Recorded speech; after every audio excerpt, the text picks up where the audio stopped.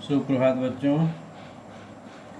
मैं आज मुकलाल संस्कृत उपशास्त्री महाविद्यालय बंधु छपरा भोजपुर से ऑनलाइन क्लास के माध्यम से आप सबों को हिंदी व्याकरण में काल के बारे में बताने जा रहा हूँ। तो काल को हम लोग अंग्रेजी में टेंस भी कहते हैं। सबसे पहले अब जानिए का काल का परिभाषा, काल कहते किसे हैं, काल का शाब्दिक अर्थ क्या है। तो काल का शाब्दिक अर्थ है समय। क्रिया के जिस रूप से कार्य व्यापार के संपन्न होने के समय का बोध होता है उसे हम काल कहते हैं। या उसका एक और परिभाषा हम लोग दे सकते हैं कि क्रिया के उस रूपांतर को काल कहते हैं जिससे उसके कार्य व्यापार का समय और उसकी पूर्ण अथवा अपूर्ण अवस्था का बोध हो। अब काल के प्रकार जानिए, कितने प्रकार के होते हैं या काल के भेद कहिए, दोनों एक हैं। तो काल 3 प्रकार के होते हैं, इसके 3 भेद होते हैं। कौन कौन? वर्तमान काल, भूतकाल और भविष्यत काल। वर्तमान काल को हम लोग अंग्रेजी में वर्तमान काल, भूतकाल और भविष्यत काल।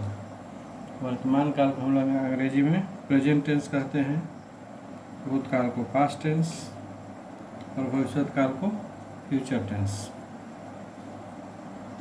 तो सबसे पहले हम लोग वर्तमान काल के बारे में जानेंगे कि वर्तमान काल किसे कहते हैं। तो उसका परिभाषा क्या है? तो क्रिया के जिस रूप से बीत रहे समय में कार्य व्यापार संपन्न होने का बोध हो उसे हम लोग वर्तमान काल कहते हैं। या इसका एक और परिभाषा दे सकते हैं हम लोग कि क्रियाओं के व्यापार की निरंतरता को हम वर्तमान काल कहते हैं। इसमें क्रिया का आरंभ हो चुका होता है, जैसे वह खाता है, यहाँ खाने का कार्य व्यापार चल रहा है, समाप्त नहीं हुआ है। गीता खाना पका रही है, सोहन पढ़ाई कर रहा है, सुरेश खेल रहा है। तो ये सब यहाँ जो भी है सब चल रहा है, समाप्त नहीं हुआ है। अब वर्तमान काल में भी देखिए आगे इसका भी 4 भेद होते हैं या 4 प्रकार के होते हैं। कौन कौन प्रकार है वर्तमान काल के? तो पहला है यहाँ सामान्य वर्तमान, दूसरा है तात्कालिक वर्तमान, तीसरा है पूर्ण वर्तमान और चौथा है संदिग्ध वर्तमान। तो हम लोग सबसे पहले सामान्य वर्तमान के बारे में देखें, उसका परिभाषा जानेंगे कि सामान्य वर्तमान किसे कहते हैं। तो क्रिया का वह रूप जिससे क्रिया का वर्तमान में होना पाया जाए वह सामान्य वर्तमान कहलाता है। जैसे इसका उदाहरण, वह आता है, वह देखता है। इसी प्रकार आगे है दूसरा तात्कालिक वर्तमान। तो इसका परिभाषा है कि इससे पता चलता है कि क्रिया वर्तमान काल में हो रही है। जैसे उदाहरण, मैं पढ़ रहा हूँ, वह जा रहा है। और तीसरा है पूर्ण वर्तमान। तो पूर्ण वर्तमान में कार्य की पूर्ण सिद्धि का बोध होता है, कार्य जो है सो पूर्ण हो गया। जैसे वह आया है, लड़के ने पुस्तक पढ़ी है, इत्यादि। अब चौथा है संदिग्ध वर्तमान, जिससे क्रिया के होने में संदेह प्रकट हो पर उसकी वर्तमानता में संदेह न हो, उसे हम संदिग्ध वर्तमान कहते हैं। जैसे राम खाता होगा, वह पढ़ता होगा। अब एक 5वां भी है, इसमें हम लोग का यहाँ छूट गया था। 5वां है संभाव्य वर्तमान।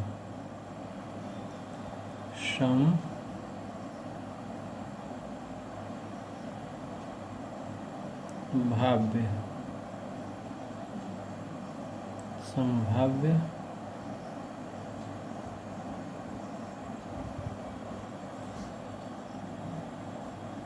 वर्तमान।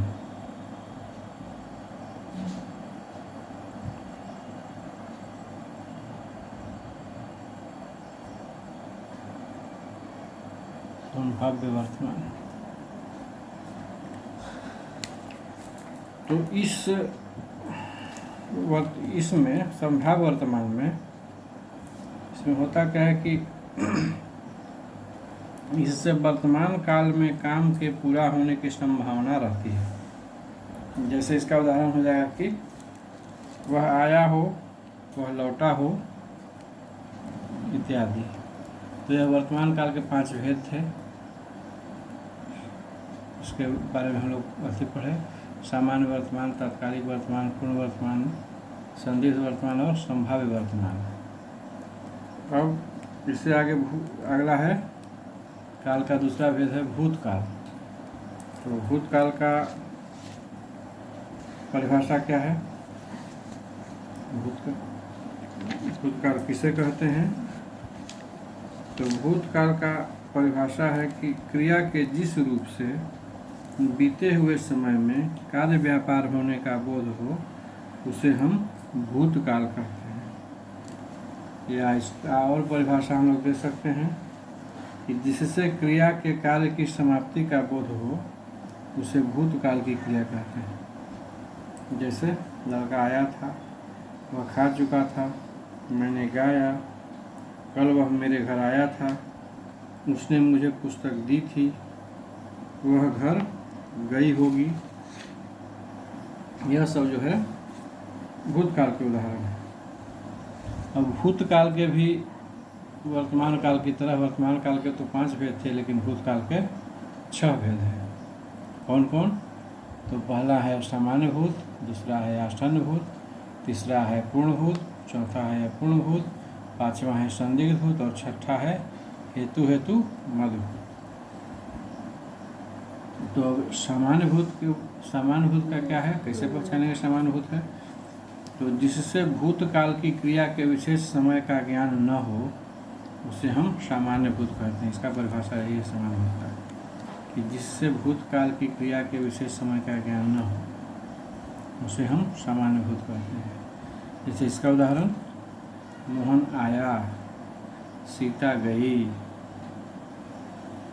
और सारे बहुत सारे उदाहरण हैं। अब दूसरा है आसन्न भूत। आसन्न भूत का परिभाषा कि इसमें आसन्न भूत से क्रिया की समाप्ति निकट भूत में या तत्काल ही सूचित होती है। इससे क्रिया की समाप्ति, आसन्न भूत से क्रिया की समाप्ति निकट भूत में या तत्काल ही सूचित होती है। जैसे मैंने आम खाया है, मैं चला हूँ, ये सब आसन्न भूत के उदाहरण हैं। और तीसरा है पूर्ण भूत। तो पूर्ण भूत का परिभाषा है कि क्रिया के उस रूप को पूर्ण भूत कहते हैं जिससे क्रिया की समाप्ति के समय का स्पष्ट बोध होता है कि क्रिया को समाप्त हुए काफ़ी समय बीता है। जैसे उसने मुरारी को मारा था, वह आया था, वह गया था इत्यादि। अब इसी प्रकार है अगला अपूर्ण भूत। तो अपूर्ण भूत का परिभाषा है कि अपूर्ण भूत में यह ज्ञात होता है कि क्रिया भूतकाल में हो रही थी किंतु उसकी समाप्ति का पता नहीं चलता है। तो वैसे अति को हम लोग अपूर्ण भूत कहते हैं। जैसे इसका उदाहरण है कि सुरेश गीत गा रहा था, गीता सो रही थी, राम जाग रहा था इत्यादि। अब इसी प्रकार भूतकाल का 5वां उदाहरण है, 5वां भेद है संदिग्ध भूत। तो संदिग्ध भूत में है कि इसमें संदेह बना रहता है कि भूतकाल में कार्य पूरा हुआ है कि नहीं। जैसे इसका उदाहरण हुआ कि तुमने गाया होगा, तू गाया होगा, तू हंसा होगा, तू रोया होगा, यही सब उदाहरण इत्यादि। अब इसका 6ठा भेद है हेतु मधुभूत। हेतु मधुभूत में कि इससे पता चलता है कि क्रिया भूतकाल में होने वाली थी और किसी कारणवश न हो सके। जैसे मैं आता तू जाता वह खाता, मैं आता तू जाता वह खाता। अब इस वाक्य में पता चलता है कि यह होने वाली थी क्रिया, लेकिन किसी कारणवश न हो सकी। मैं नहीं आ पाया, चाहे तू नहीं जा पाया, चाहे वह नहीं खा पाया, तो यह था भूतकाल। अब काल का तीसरा और अंतिम जो प्रकार है, जो भेद है, वो है भविष्यत काल। तो भविष्यत काल का परिभाषा है कि क्रिया के जिस रूप से आने वाले समय में कार्य व्यापार संपन्न होने का बोध हो, उसे हम लोग भविष्यत काल कहते हैं। या इसका और एक परिभाषा ले लीजिए, भी हम लोग कह सकते हैं कि भविष्य में होने वाली क्रिया को भविष्यत काल की क्रिया कहते हैं। जैसे वह कल घर जाएगा, वह कल जरूर आएगा, मुझे कल दिल्ली जाना है, मैं आपसे मिलता रहूँगा। यह सब जो है भविष्यत काल का उदाहरण है, जिसको कि कुछ लोग भविष्य काल भी कहते हैं। और भविष्यत काल के भी 3 भेद हैं। वर्तमान काल के 5 थे, भूतकाल के 6 थे और भविष्यत काल के 3 भेद हैं। कौन कौन है? तो पहला है सामान्य भविष्य, दूसरा है संभाव्य भविष्य, तीसरा है हेतु मध्य भविष्य।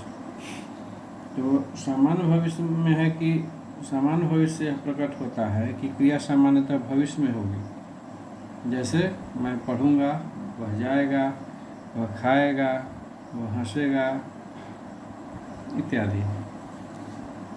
और संभाव्य भविष्य जो कि इसका दूसरा भेद है भविष्यत काल का, तो उसमें भविष्य में किसी कार्य के होने की संभावना हो, जिसमें हो उसे हम संभाव्य भविष्य कहते हैं।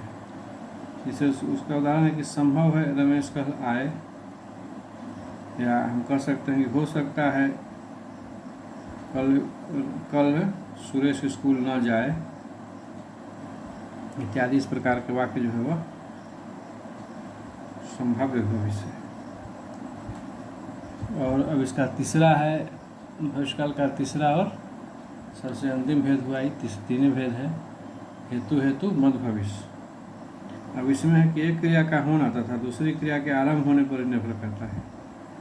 जैसे वह आए तो मैं जाऊं, 2 क्रिया है, आए और जाऊं। वह कमाए तो खाए, यहाँ भी 2 क्रिया है, कमाना और खाना। तो इसमें एक क्रिया का होना दूसरी क्रिया के होने पर निर्भर करता है वाक्य में। तो यह था हेतु मध्य भविष्य। तो सामान्य का काल का यही 3 भेद हैं, जिसके बारे में आप सबों को बताया गया। अब आज के क्लास में इतना ही। शेष आप सबों को आगे अगले क्लास में जानकारी दी जाएगी। तब तक के लिए आप सभी बच्चों को शुभ दिन।